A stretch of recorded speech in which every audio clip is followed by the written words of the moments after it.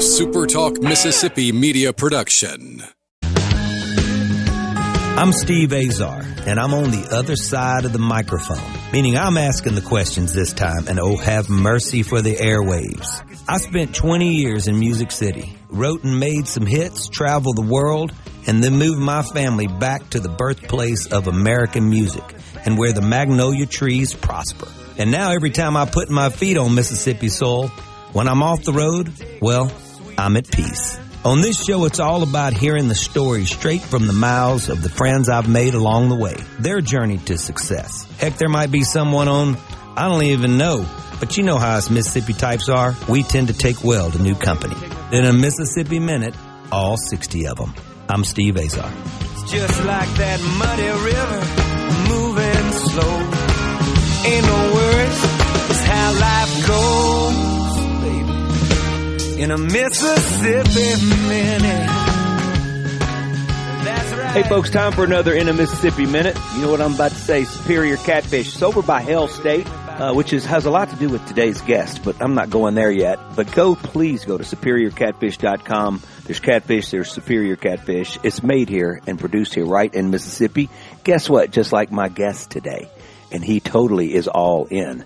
Also, visit Mississippi.org as your music and culture ambassador of this hallowed ground we call Mississippi. I implore you to go out with your loved ones and rediscover this beautiful state.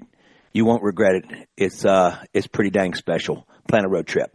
All right, my guest today hails from just around the Jackson area, what we call the city with soul, and brings a sultry blues-infused sound to the modern pop scene. He's a really, really talented singer-songwriter, bringing a sultry blues-infused sound to the modern pop scene. Think influences reminiscent, I don't like saying this, but like to Ed Sheeran and John Mayer, but you know there's plenty of Mississippi in there, which they don't have. But he blends soft rock melodies with rich bluesy undertones. I tell you, I've been listening to him. He's really fantastic. A very, very wonderful new Mississippi treasure. Not that new, but new compared to me. I got a lot of rust on me. His performances are true.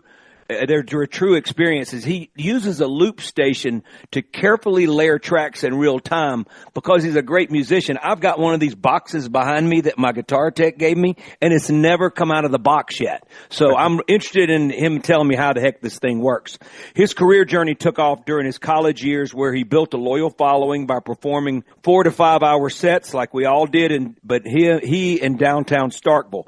His dedication and talent has led him to open for rock legends, perform alongside Grammy winners, and earn a spot on American Idol, where Lionel Richie and Luke Bryan praised his artistry. In 2019, he signed with a record label, soon released his 14-track album, Souvenir. It's fantastic. Through COVID, of course, here we come, he created an acoustic EP, he wasn't sitting around, and a documentary series chronicling the making of Souvenir. Did I say chronicling the making of Souvenir? Now he brings his unique sound to audiences across the country, but he comes home to Mississippi. Also, and what I dig and believe helps him in his music endeavors, he's a heck of an athlete, played freshman ball at Mississippi State. I believe that will help him in his journey in the music business, because you lose quite a bit, and when you win, you appreciate it. You're humbled. Please welcome in my guest, the wonderful Seth Power. Steve, thanks so much for having me, man, and for that intro. That was incredible, especially coming from you. It's such a pleasure to be here.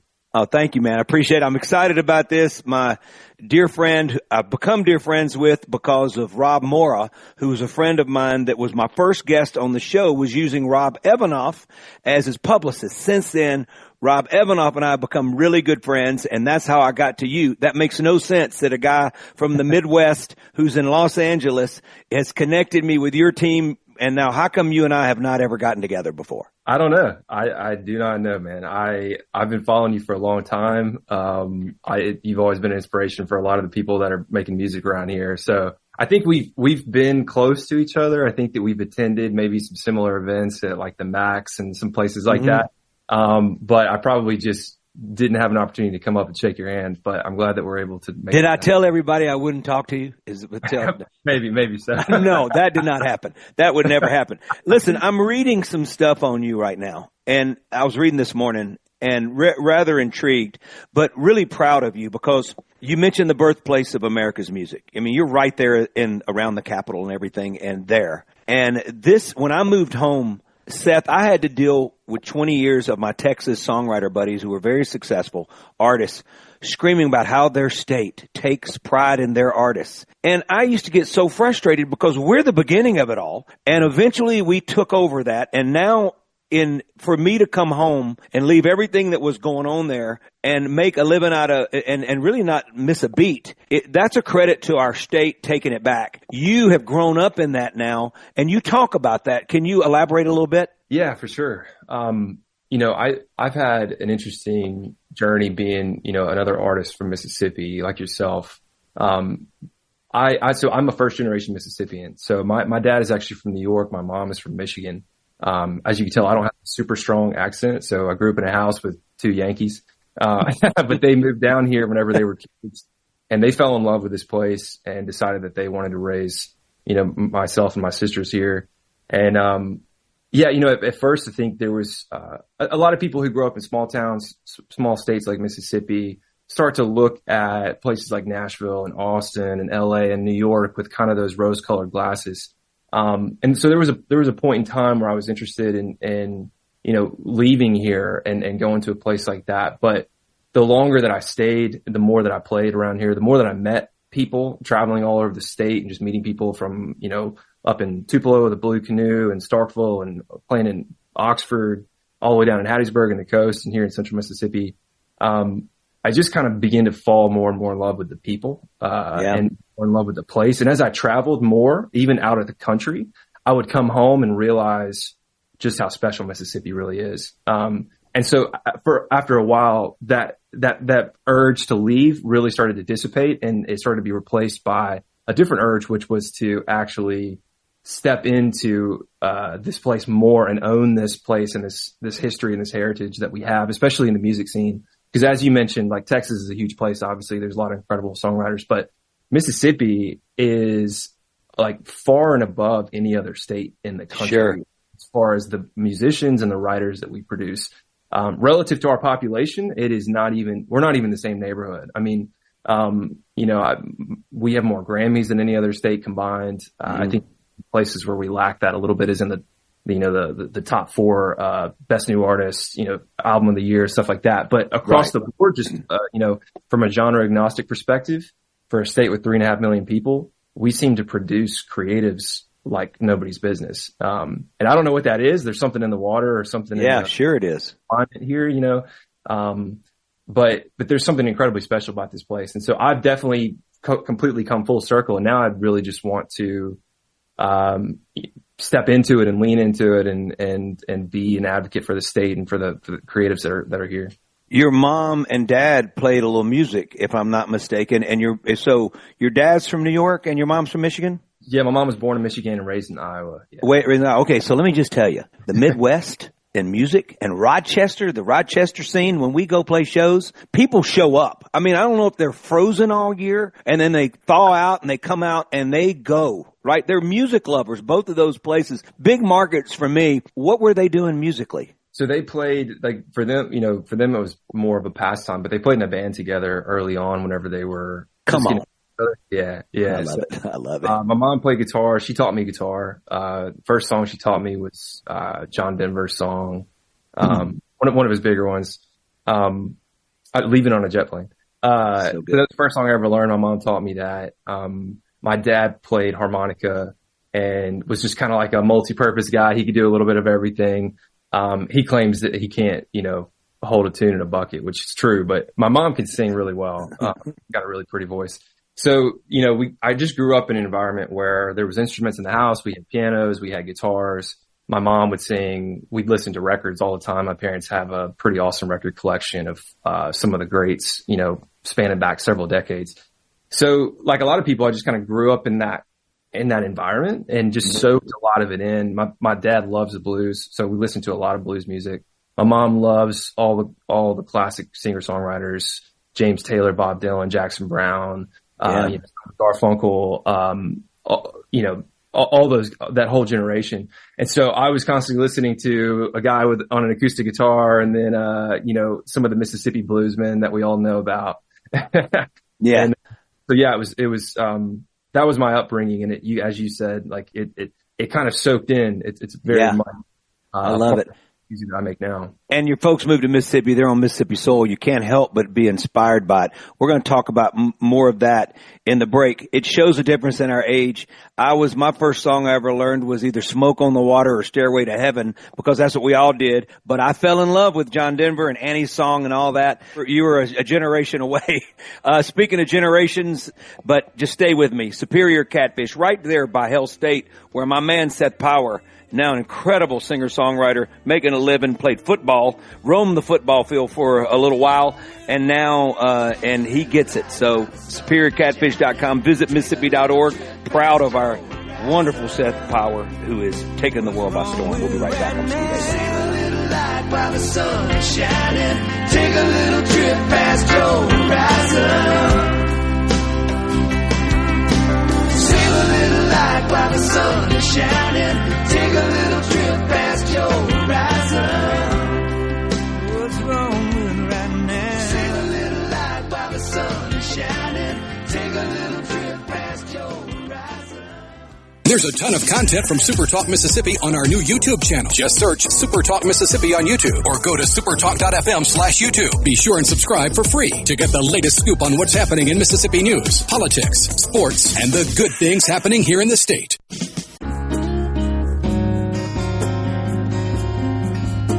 Rocking into a Mississippi Minute like I do. Sometimes I roll into the second segment, sometimes I rock. But when you got a guy like Seth Power on the horn with me today, fantastic Mississippi artist, doing it globally, staying at home, believes in this place that he moved to. His folks, obviously, New York, Michigan. I want to talk to him about in a second about how they wound up here in Mississippi. Speaking of Mississippi, you're going to have your catfish produced anywhere in the world. Why would you not have it produced in Mississippi? It's right there. We're close to where Seth went to college at Hell State, over in Macon, Mississippi. Go to SuperiorCatfish.com and visit Mississippi.org. It won't be long, and Seth will have his own trail marker. There's a whole lot of trail markers all over the world, and the blues trail markers end up in Liverpool. I was there when we left it. It's fantastic. Seth, your mom and dad, how the heck did they move to Mississippi? Yeah, it's a good question. It's funny. So you mentioned Liverpool. My family migrated from Liverpool. Wow. Come on. Yeah. So my last name's Power. So most of my heritage is in Ireland. But then my great grandfather moved, the family over to Liverpool, and then he moved the family from Liverpool to New York. So that's how my dad got to New York. My dad was born outside of Buffalo in a small town and grew up there and was there till he was 20 years old. And then he came down and went to school at Mississippi State. So he went to community college in New York. He wrestled. Okay. He wrestled. Yeah, he's a college wrestler. And goodness gracious. He came down to Mississippi State because my grandfather, who's a chemical engineer, got a job down here managing a bunch of chemical plants down in the South. And so they moved to Columbus, right outside of Starkville. And so that's what took my dad to Mississippi State. So that kind of began the journey there. And then on my mom's side, her father, my grandfather, was also an engineer, and he got a job at Ole Miss. So they moved down to Oxford, and he was a professor at Ole Miss teaching a master's program in engineering there. And then my parents met in Oxford. My dad was a special ed teacher for 20 years. Well, I'm sorry, I interrupted you. What was? No, I said my dad was a special ed teacher for 20 years. Man. Yeah. So that's beautiful. Yeah, it is beautiful, man. And I've come to respect that more and more with every year that I grow up, and especially now with my own kids and the patience that it takes just to have kids in general. Yeah. He is a fortress of patience and fortitude, and I've learned a lot from him. And my mom also worked in speech pathology, and so they met through work in Oxford, Mississippi, and got married. Had my sister, and then ended up moving down to Brandon, which is where I was born, which is just outside. As you know, like when we travel abroad, I always tell people I'm from Jackson, just because if I say Brandon, they're like, "Where's that?" And I say, "Well, you got a big old amphitheater right now. You can say Brandon. I mean, yeah, right. I mean, have they had you back yet? Have you played it? No, I haven't played it yet. I haven't played the big stage. What are they doing? Let's talk about this. I mean, come on. So I did the guys. I will say that I knew the guys at Red Mountain. They were super interested in having me. Once it changed hands and went back to like Live Nation absorbed, that was kind of when the conversations began to stop because as you know, Live Nation, Ticketmaster, all the stuff. Let's don't have the hometown hero play. That's not a good idea. I mean, am I going to get worked up right now? I might. You might. I might get worked up with you. Might get worked up. I think we may still be able to make it happen. We had plans at bare minimum to play on one of the smaller stages there. And then we were having conversations about opening up for some nationally touring acts as well, because, you know, we draw a decent crowd here. Like I do really well around Central Mississippi. Like when we play Dueling Hall, we usually sell out, 250. Yeah. I heard about that. It's incredible. Like such a cool venue. It's not, like it's kind of like Dueling Hall and then there's like Thalia Mara. So if you can't sell 1,500 tickets, but you can sell 250, Dueling Hall is like a pretty awesome space to be in. So I love that place. I have opened up for a lot of nationally touring acts in Dueling Hall. And I love the fact that venue's here. But yeah, we need to get to the folks at the amphitheater and, shake them. I'll shake them loose for you. I'll try my best. I know some of those Live Nation. I know a lot of Live Nation people from the Midwest. I toured Bob Seger for about 9 months. It was Face of Promise tour. We did about 50 shows together. And so I got to know the Midwestern guys really, really well on that run. And obviously did a lot of shows for Live Nation, but they got to get this right. This is important that you play in your hometown. Let's talk about a little football right now. So Brandon obviously has a big legacy going. You got a lot of quarterbacks. You got a lot of, there's a monster of a program that's been developing there for quite a while. You a cornerback? I was a wide receiver. Wide receiver. Okay. All right. You didn't play both ways? I did actually. Yeah. My senior year, I played both ways. Okay. But my heart was definitely, I grew up, just in the backyard at the house, me and my dad and my friends just playing backyard football. And I just fell in love with football doing that. And so I was a big athlete growing up. I played soccer, I played baseball, I played, football. I had opportunities to play, at a collegiate level in all three of those sports. Wow. That's what I'm talking about. This is why you're going to survive the music business right here. Yeah, right. Man. Right. Tough skin that you get, thick skin that you get from it. Is, you can't replicate that anywhere. But, football was sort of the newest thing for me. I didn't start playing until, I was 14 years old. So it was pretty new and I just loved the, energy and the excitement and just the glory of being on the field, So when Mississippi State called and asked me, I had offers from Delta State and some of the other schools, as well as some other schools in Tennessee and surrounding states, but, nothing similar to like an SEC Division I school. Yeah. So when they called and they didn't offer me a scholarship, but they called, asked me to come and walk on, like try out to be a walk on essentially. So I did that and, there were 36 of us that started that summer and, 6 of us made the team. Wow. So it was pretty brutal, like that those first few months. But yeah, I came in the same year as Dak Prescott and that whole crew. So, I got to see some pretty legendary players, Fletcher Cox, Josh Boyd, Darius Slay. I played with Darius Slay, who's one of the cornerbacks in the league. Jonathan Banks. You had to go up against those guys at practice every day. Yeah. Did you burn any of them? I had my moments, man. I had my moments where I caught passes on the big boys and I never let them forget it. I love it. I love it. We're gonna have to do something. We're gonna have to do something like gold plate your hands or something, because not only catch a football, you can also, obviously what you do with your fingers on that guitar, pretty dang amazing. Playing sports, I'm telling you, it puts people together in a situation that's not like you're just going to lunch and talking about music, and you get to know people, and I just feel like this is going to be and has already played into your hand, and the success you've had and what's coming in front of you, you're going to be able to handle it because of your athletic background. I really believe it. I look at that period of life as one of the most valuable times in my entire life, as far as the difficulty involved and the amount of like times that you are forced in those situations, especially in a program at Mississippi State, in that strength program, which was essentially all crafted around the SEALs training. So like we essentially did SEALs training, but we did like obviously a watered down version of it. but it was still just incredibly brutal. And the number of times that I would reach a point where I just thought I can't possibly do anymore. My body Well, reps, right. You can't do it. And then you kind of break through all those glass ceilings. And what it teaches you ultimately is that a lot of those limitations are just purely mental, you know? Yeah. And so now it's like the greatest gift that could have ever been given to me. I didn't get to continue playing because unfortunately in spring training, suffered a pretty massive concussion and actually, had vision loss for, got hit. Man. You hit that hard? Yeah, I got hit. About a 240-pound guy running full speed on a kickoff drill hit me in the back of the head, and hit the ground and popped up, and I couldn't see for a couple minutes.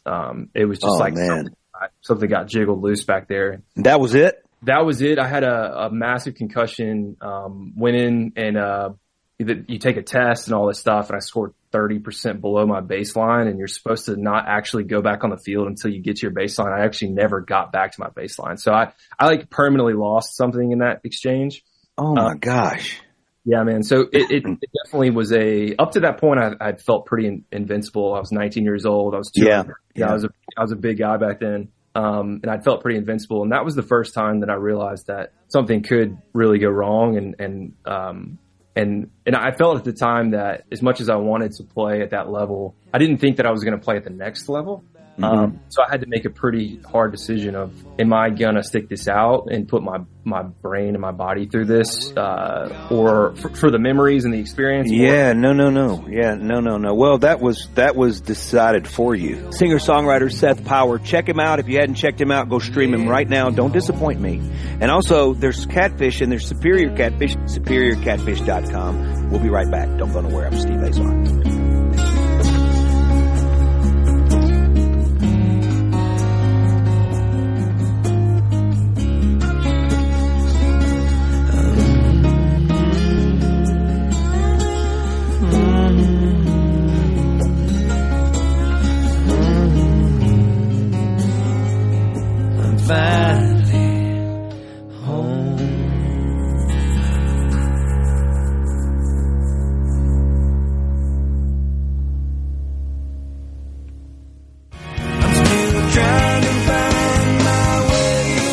$20,000 available for first-time home buyers.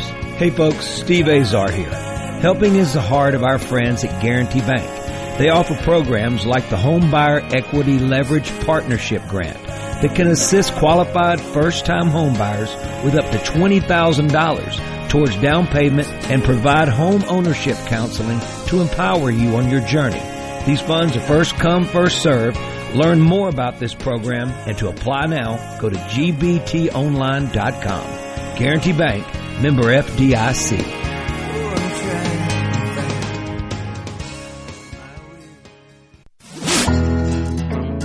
In a Mississippi Minute with Steve Azar, right here on SuperTalk Mississippi.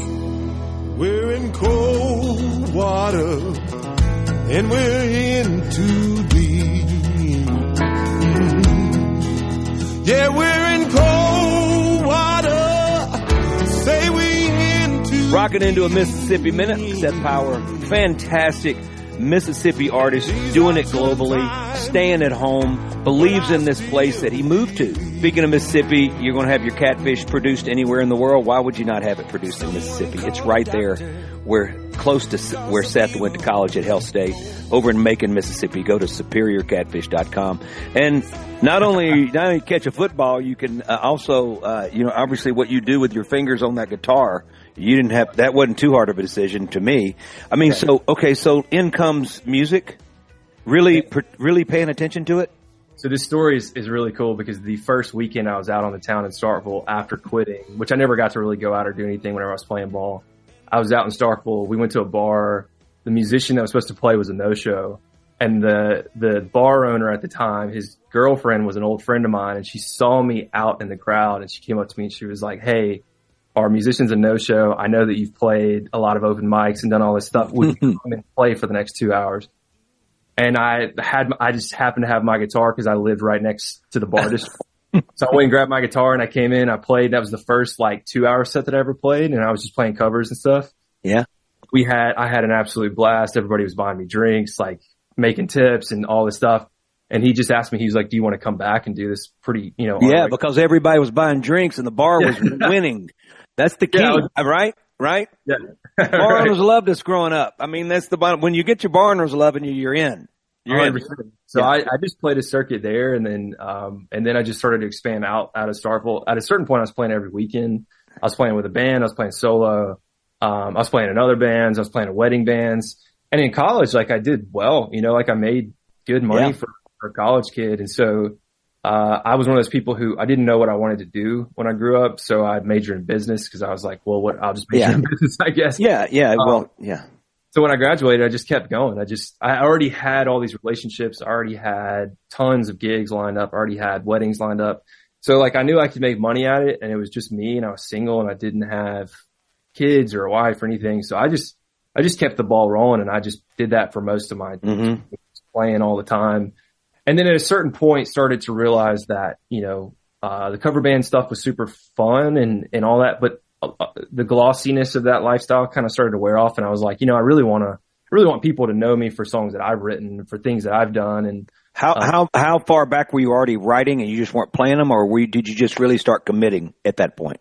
I was writing all through that, but I was very hesitant to play any of those songs. Come on. I know. Well, I would, Steve. I would say like every fifth or sixth song, I'd throw in an original song.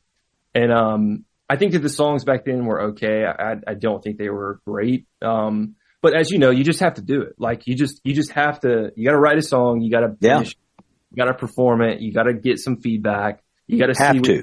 You got to see which parts people light up, and you got to see when people tend to not care anymore. And you have to use that feedback to get better, you know? And so, so that's what I did. And my set started going from like 90% covers, 10% originals to like 80-20 to 50-50. Sounds like hamburger meat you buy at the store. I like it. Yeah, exactly. Yeah. 100%. Yeah. Until I basically decided, hey, I'm leaving the wedding band. I'm leaving the other bands. I'm going to start doing my own thing. And then I would start telling people, hey, we're playing a show tonight, but I'm not going to play any of the songs that you know. I'm going to play originals. And so obviously the crowds got smaller. But then you start building that core base, right? The people who want to come out and support you for your own music. And so that was probably around 25-ish, you know, that started to happen. I'd say between 23 and 25, whenever I started to kind of officially plant my flag in the space of like, hey, I want to be an original artist. I want to write and perform original songs. So it took me a little bit of time to get there. And then, yeah, from there, it's just been a matter of trying to figure it out, kind of using all the different tools that are available, figuring out how to really build, you know, relationships with people directly in the right way and stuff. And it's a whole different learning curve and a whole different challenge, honestly. You're in a time that's so different from mine, except we did the same thing out of college. I had 200 one-nighters on the books when I graduated. My brother was helping me. He was older than me. He had learned to run the soundboard. He would end up running front house sound and tour managing acts like Vince Neil, The Outfield, the Crickets, Buddy Holly's band, Shelton, who was Hank 3. I mean, he's done arenas after he did arenas for me. And he became such a great sound guy, but he also ran the show. So he did all that, but we came out of college with from a van to two 28-foot trucks of gear. Eventually we had two 28-foot trucks of gear. We owed so much money that I couldn't stop. But unlike you, like you, the 4-hour sets, I'd sit in the corner and just want more, you know? And I think some of the players back then, some of them had tragedies and they were into it for the fun times and all that. To me, it was not fun for me because I could only see where I wanted to go. And it was work to me. You know what I mean? I was enjoying playing. Don't get me wrong, but I didn't want to be there forever. And at some point, you knew that it was going to have to be your songs that took you there. You know, and so I love the fact that you did that. You know, you did the same thing we did in regards to, we had nobody telling us which road to jump on. We were on unpaved territory. There wasn't even any gravel. There was mud and muck, and until you got to any sort of highway, you know what I mean? Like it was like, oh my God, that's a highway. That's pretty cool. And you ride it for a while. And you've been able to garner success in this modern age of streaming and everything that's going on now. And you got to you've got to be in touch with every aspect of the business, where we growing up could be, I could just be a dumb singer-songwriter, not worried about the legal part, not worried about the social media, not worried about all this business part. What is it like for you now? Yeah, that's a great question. It's been an evolution, to be honest, because of my age. I basically started this at the beginning of social media, right? And so obviously early on, there was a lot of excitement around social media as a way to connect with people in new ways, right? So I had a Facebook page, and then Instagram became a thing. And so then I got an Instagram, and then now it's TikTok, and then it was this, and then it was that. And so it was for me, like, trying to figure out how to kind of be everywhere all at once, but still maintain genuine relationships with people, was a challenge, to be honest, Steve. Yeah. And ultimately it took a lot of trial and error, and it took a lot of just doing it to figure out a system where I could use social media as a way to generate awareness around my music and around me as an artist, and then figure out how to filter people down into channels where I can actually connect to them. A lot of work. It's a lot of work, man. Consistent work. Yeah. And like you said, you have to essentially, you have to learn all these different disciplines in order to do what you want to do. And that's, I think, the biggest challenge for a lot of artists nowadays, is that a lot of us are very creative people, more, right-brained people. Mm-hmm. And to actually, unless you get lucky and someone comes along and discovers you and you just have this unbelievable talent, and they're like, hey, I'll set up all this stuff for you. I'll get this person and that person, and we'll do this. But that just doesn't really happen so much anymore. Mm-hmm. It doesn't. They're coming after you when you've already done all that. Exactly. Yeah. Labels don't develop talent. Yeah. They acquire talent. That's where we're at. Exactly. And that's where we're at. We'll talk more about that on the other side of the break. I mean, I could talk to you and I could have 42 Mississippi minutes with you. I'm enjoying this so much, and you're a blessing to our state and to the rest of the world. Just incredible singer-songwriter Seth Power. Check him out. If you hadn't checked him out, go stream him right now. Don't disappoint me. And also, there's Catfish, and there's Superior Catfish. 30 minutes from where Seth got his first and last concussion that we don't need to talk about on Hell State's football field is Macon, Mississippi. SuperiorCatfish.com. Visit Mississippi.org. We have another treasure on our hands with Seth Power. We'll be right back. Don't go nowhere. I'm Steve Azar. We're in cold water, but I still believe. Say we're in cold water, but I do.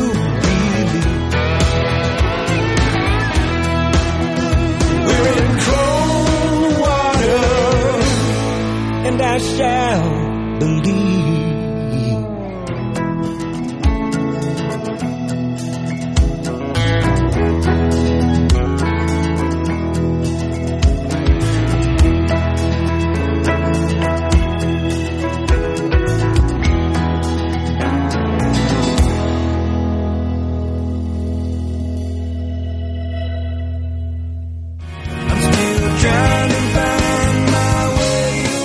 $20,000 available for first-time home buyers.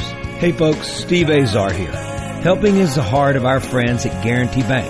They offer programs like the Home Buyer Equity Leverage Partnership Grant that can assist qualified first-time home buyers with up to $20,000 towards down payment and provide home ownership counseling to empower you on your journey. These funds are first come, first served. Learn more about this program and to apply now, go to gbtonline.com. Guarantee Bank, member FDIC.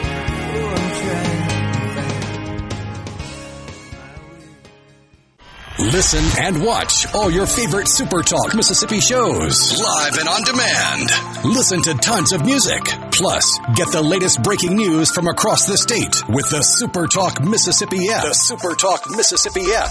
Download the SuperTalk app on your iPhone or Android device now for free. Just search SuperTalk Mississippi in your app store on your mobile device to get everything Mississippi all in one place. The SuperTalk Mississippi app. Get it now. At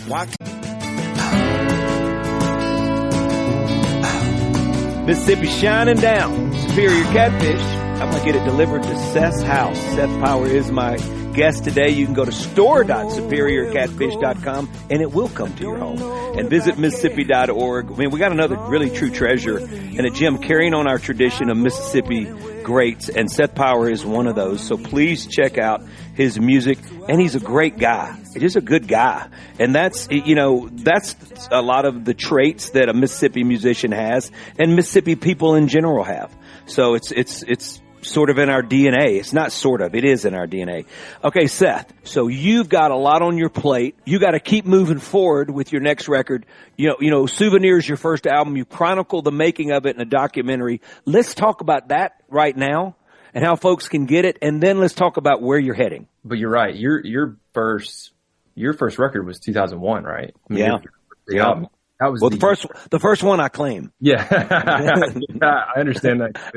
That was 01. And I think I'm pretty sure that was the year that Napster came out, or else it was 2000, somewhere around that. So you're right. That was a pretty monumental shift in the industry that the industry as a whole did a pretty poor job of dealing with ultimately. But yeah, ever since then, everything just keeps changing. Right. And streaming obviously has been a big deal, but I'll be honest, I am, as someone who's like plugged into a lot of the conversation that's happening in the industry right now, like the streaming era has reached a mature point, and now I think that we're moving into a new era. And I don't know exactly what that looks like yet, but it's going to be sort of a combination of the old and the new is what I think. But what I'm seeing is that I think people are sort of tired of this all-you-can-eat buffet of music, and they want to go back to the artist relationship, the artist-fan relationship, because the problem with streaming is that it separates the artist from their music, right? It used to be that if I wanted to listen to you, I'd go and buy your album and I'd listen to all 12 of your songs. I'd read your lyrics, I'd go through all the material. It was an experience. And it was a relationship building experience. And what playlisting has done is it's turned music into a mood, right? So it's like, it's built not around an artist, it's built around a setting. So, sunset driving, you get a bunch of like low key, chill, acoustic, type music, right? And it's again, as much opportunity has been created through that we don't need to dismiss. At the same time, it's caused a lot of challenges, I think, for a lot of artists as well, right? So, a lot of what I'm doing now is working on sort of adapting and evolving into what's coming next, which I think we're actually in a lot of ways going to sort of merge the old with the new, where artists are still going to keep putting music out on streaming. We're still going to keep sharing stuff on socials, but the emphasis now seems to be about leveraging all of that attention in a way where we can drive those fans into digital spaces that we control, that we have real ownership over. Yeah. So, I mean, that's kind of right now. I've been in a bit of a reset, to be honest now, for a few years, because COVID obviously was you came out with all that in the middle of all that. I came out with the album like the beginning of 2020, and then I had the biggest year of touring that I'd ever planned. And then it happens. And COVID happened, man, and like almost every single day got wiped off the books. Yeah. And I was booking those shows.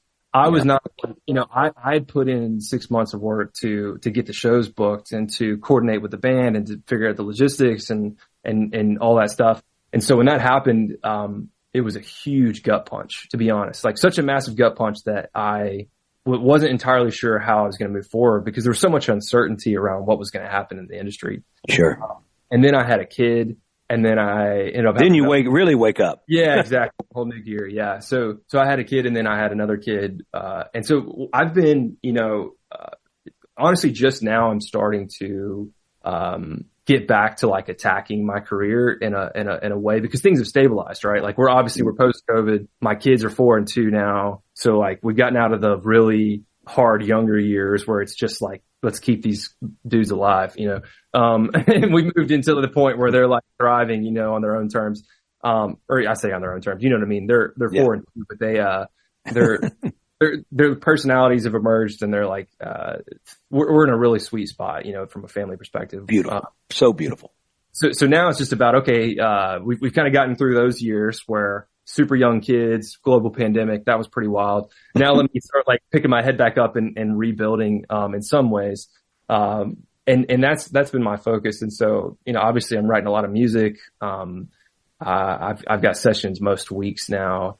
But I'm also working on the technology side in the industry as well. So my day to day is all music. So if it's not me and my guitar, it's me working with other artists, other managers, other labels, other people in the industry, on the future of what's coming. So. All right. Well, you know what? I wonder if you and I should do another Mississippi Minute, because I got so many other questions to ask you, and we really haven't talked about digging into each song, which I'd like to do. So what if we plan a second Mississippi Minute together? Because I feel like we've just gotten to know each other, and I've left a lot on the table. You want to do that? Would you do that? 100%. Okay, good. All right. Everybody heard that, so he's got to stick to it. We're going to mark that down. I'm going to text you right after this. I appreciate you so much. Souvenir is the album, and the artist is Seth Power, and he's Brandon made, Jackson made, Mississippi made. Please check him out. I'm so proud of you, Seth, and it's been wonderful to get to know you in front of our audience, and so worth what's going on, and so excited about your future. And we're going to do part 2. Superior Catfish, it's part 1, part 2, part 3. Go to superiorcatfish.com. Nothing better. Produce writer in Mississippi like Seth. And visit Mississippi.org. Has a big old smile on his face. I'm Steve Azar. Later on. I'm Steve Azar. In a Mississippi Minute, all 60 of them, where you can take your sweet time.